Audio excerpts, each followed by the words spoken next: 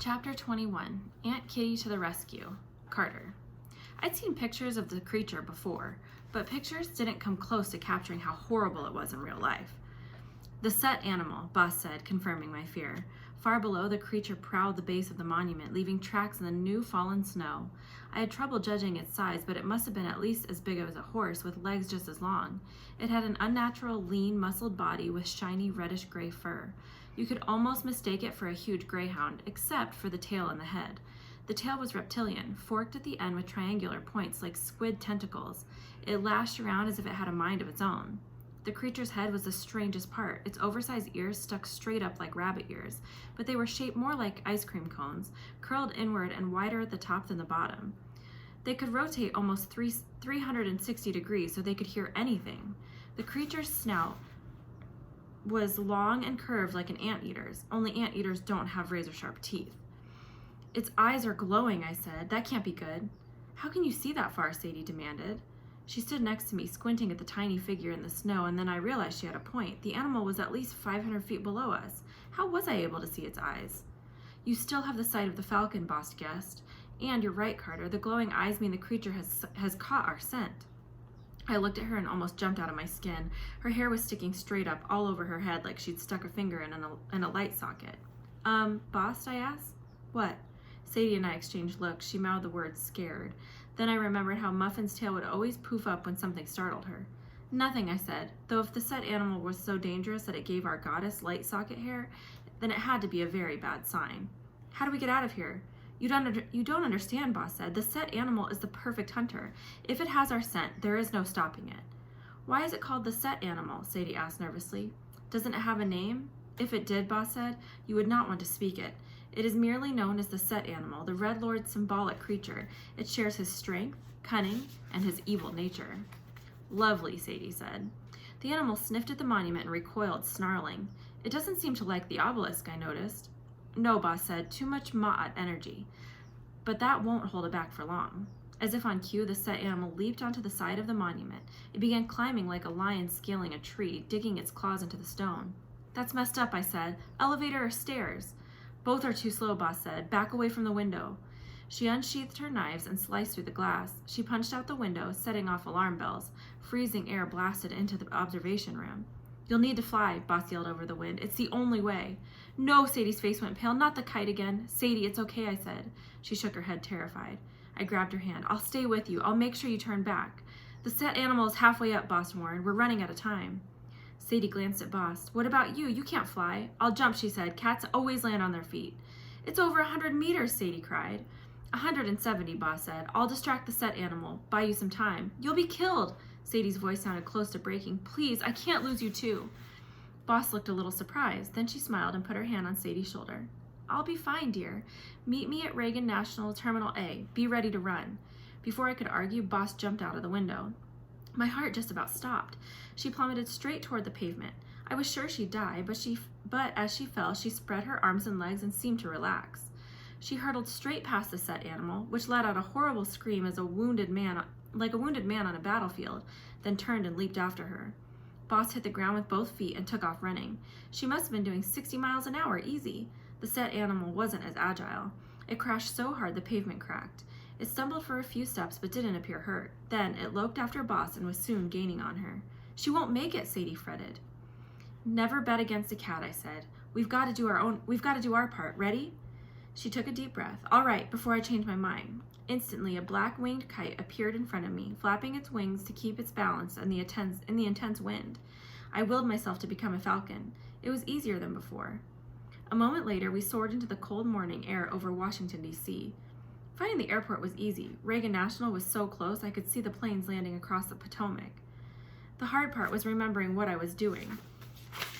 Every time I saw a mouse or a squirrel, I instinctively veered toward it. A couple of times I caught myself about to dive and I had to fight the urge. Once I looked over and realized I was a mile away from Sadie, who was off doing her own hunting. I had to force myself to fly next to her and get her attention. It takes willpower to stay human, the voice of Horace warned. The more time you spend as a bird of prey, the more you think like one. Now you tell me, I thought. I could help, he urged. Give me control. Not today, Birdhead. Finally, I steered Sadie toward the airport and we started hunting for a place to change back to human form. We landed at the top of a parking garage. I willed myself to turn human. Nothing happened. Panic started building in my throat. I closed my eyes and pictured my dad's face. I thought about how much I missed him, how much I needed to find him. When my eyes opened, I was back to normal. Unfortunately, Sadie was still a kite. She flapped around me and cawed frantically. Ha! Ha! Ha! There was a wild look in her eyes, and this time I understood how scared she was. Bird form had been hard enough for her to break out of the first time. If the second time took even more energy, she could be in serious trouble. It's all right, I crouched down, careful to move slowly. Sadie, don't force it. You just have to relax. Ha! She tucked in her wings. Her chest was heaving. Listen, it helped me to focus on Dad, remembering what's important to you. Close your eyes and think about your human life. She closed her eyes, but almost instantly cried out of frustration and flapped her wings. Stop, I said. Don't fly away. She tilted her head and gurgled in a pleading way. I started talking to her the way I would a scared animal. I wasn't really paying attention to the words. I just kept trying to keep my tone calm. But after a minute, I realized I was telling her about my travels with Dad and the memories that had helped me get out of bird form. I told her about the time Dad and I got stuck in the Venice airport and I ate so much cannoli. I got sick. I told her about the time in Egypt when I found the scorpion in my sock and Dad managed to kill it with a TV remote control. I told her how we'd gotten separated once in the London Underground and how scared I was until Dad finally found me. I told her some pretty embarrassing stories that I'd never shared with anyone, because who could I share them with? And it seemed to me that Sadie listened. At least she stopped flapping her wings. Her breathing slowed, she became very still, and her eyes didn't look so panicked. Okay, Sadie, I said at last. I've got an idea. Here's what we're going to do. I took Dad's magic box out of the leather bag. I wrapped the bag around my forearm and tied it to the straps as best I could. Hop on. Sadie flew up and perched at my wrist. Even with the makeshift arm guard, her sharp talons dug into my skin. We'll get you out of this, I said. Keep trying. Relax and focus on human life. You'll figure it out, Sadie. I know you will. I'll carry you around until then. Ha! Come on, I said. Let's find Boss. With my sister perched on my arm, I walked to the elevator. A businessman with a rolling suitcase was waiting by the doors. His eyes widened when he saw me. I must have looked pretty strange. A tall black kid in dirty, ragged Egyptian clothes, with a weird box tucked under one arm and a bird of prey perched on the other. How's it going? I asked. I'll take the stairs. He hurried off. The elevator took me to ground level. Sadie and I crossed to the departure curb. I looked around desperately, hoping to see Boss, but instead I caught the attention of a curbside policeman. The guy frowned and started lumbering in my direction. Stay calm, I told Sadie, resisting the urge to run. I turned and walked through the revolving doors. Here's the thing. I always get a little edgy around police. I remember when I was like 7 or 8 and still a cute little kid, it wasn't a problem. But as soon as I hit 11, I started to get the look. Like, what's that kid doing here? Is he going to steal something? I mean, it's ridiculous, but it's a fact. I'm not saying it happens with every police officer, but when it does happen, let's just say it's a pleasant surprise. But when it doesn't happen, let's just say it's a pleasant surprise. This was not one of the pleasant times. I knew the cop was going to follow me, and I knew I had to act calm and walk like I had a purpose, which is not easy to do with a kite on your arm. Christmas vacation, so the airport was pretty full. Mostly families standing in line at the ticket counters, kids arguing and parents labeling luggage. I wondered what that would be like. A normal family trip? No magic problems or monsters chasing you? Stop it, I told myself. You've got work to do. But I didn't know where to go. Would Boss be inside security? Outside? The crowds parted as I walked through the terminal. People stared at Sadie. I knew I couldn't wander around looking lost. It was only a matter of time before the cops, young man, I turned. It was a police officer from outside. Sadie squawked and the cop backed up, resting his hand on his nightstick. You can't have pets in here, he told me. I have tickets. I tried to reach my pockets, then I remembered that Boss had our tickets. The cop scowled. You better come with me. Suddenly, a woman's voice called, There you are, Carter.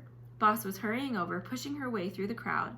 I'd never been happier to see an Egyptian god in my life. Somehow, she managed to change clothes.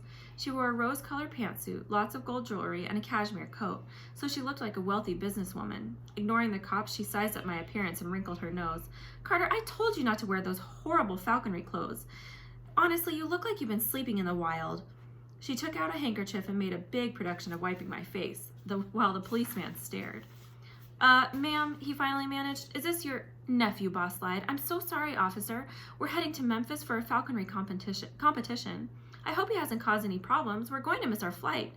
The falcon can't fly. Boss giggled. Well, of course it can fly, officer. It's a bird. His face reddened. I mean on the plane. Oh, we have paperwork. To my amazement, she pulled out an envelope and handed it to the cop along with our tickets. I see, the cop said. He looked our tickets over. You bought a first-class ticket for your falcon. It's a black kite, actually, Boss said, but yes, it's a very temperamental bird. A prize winner, you know. Give it a coach seat and try to offer it pretzels, and I won't be held responsible for the consequences. No, we always fly first class, don't we, Carter? Yeah, Aunt Kitty. She flashed me a look that said, I'll get you for that. Then she went back to smiling at the cop, who handed back her tickets and Sadie's paperwork. Well, if you'll excuse us, officer, that's a very handsome uniform, by the way. Do you work out? Before he could respond, Boss grabbed my arm and hurried me toward the security checkpoint. Don't look back, she said under her breath. As soon as we turned the corner, Boss pulled me aside by the vending machines. The set animal is close, she said. We've got a few minutes at best. What's wrong with Sadie? She can't, I stammered. I don't know exactly. Well, we'll have to figure it out on the plane. How did you change clothes, I asked. And the document for the bird? She waved her hand dismissively. Oh, mortal minds are weak. That document is an empty ticket sleeve, and my clothes haven't really changed. It's just glamour. I looked at her more closely, and I saw she was right. Her new clothes flickered like a mirage over her usual leopard skin bodysuit. And as soon as she pointed it out, the magic seemed flimsy and obvious. We'll try to make it to the gate before the set animal, she said. It will be easier to stow your things in the duat. What? You don't really want to tote around that box under your arm, do you? Use the duat as a storage bin. How? Boss rolled her eyes. Honestly, what do they teach you? What do they teach magicians these days? We had about 20 seconds of training. Just imagine a space in the air, like a shelf or a treasure chest. A locker, I asked. I've never had a school locker. Fine, give it a combination lock, anything you want. Imagine opening the locker with your combination, then shove the box inside. When you need it again, just call it to mind and it will appear. I was skeptical, but I imagined a locker. I gave it the combination 13, 32, 33. Retired numbers for the Lakers, obviously. Chamberlain, Johnson, Abdul-Jabbar. I held out my dad's magic box and let it go, sure it would smash to the floor. Instead, the box disappeared. Cool, I said. Are you sure I can get it back? No, Boss said. Now come on.